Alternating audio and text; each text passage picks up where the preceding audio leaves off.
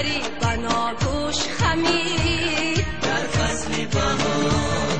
خوش آن که ز غنچه لب یار عزیز، ای خوش آن که ز غنچه لب یار عزیز، با ناز و کرش مبوس خاموش جمیل در فصل بهار. ای با ناز و کرش مبوس خاموش جمیل در فصل بهار.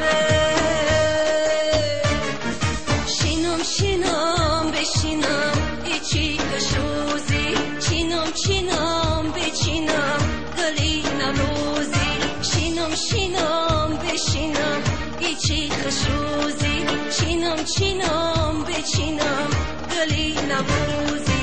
بهار بهار آمدای با دل افروزی، بهار بهار آمدای با دل افروزی، وطن وطن پیرهن همه گلروزی، وطن وطن پیرهن همه گلروزی.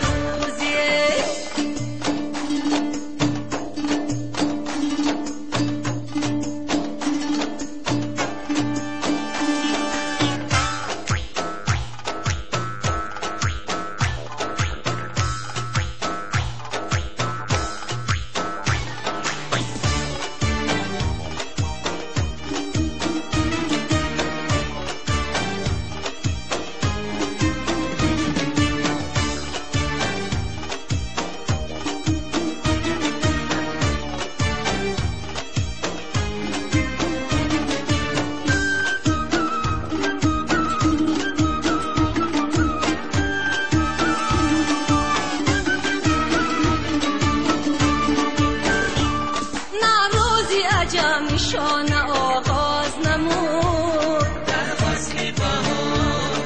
اوراق کتاب راز من باز نمود در فصل بهار. گفتم که چون عاشقی نوروز کجا، گفتم که چون عاشقی نوروز کجا، بلبل ز چمن به سویم آواز نمود در فصل بهار.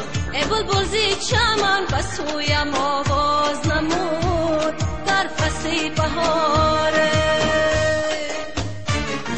شینم شینم بشینم ایچی کشوزی، چینم چینم بچینم گلی نوروزی، شینم شینم بشینم ایچی کشوزی، چینم چینم بچینم گلی نوروزی.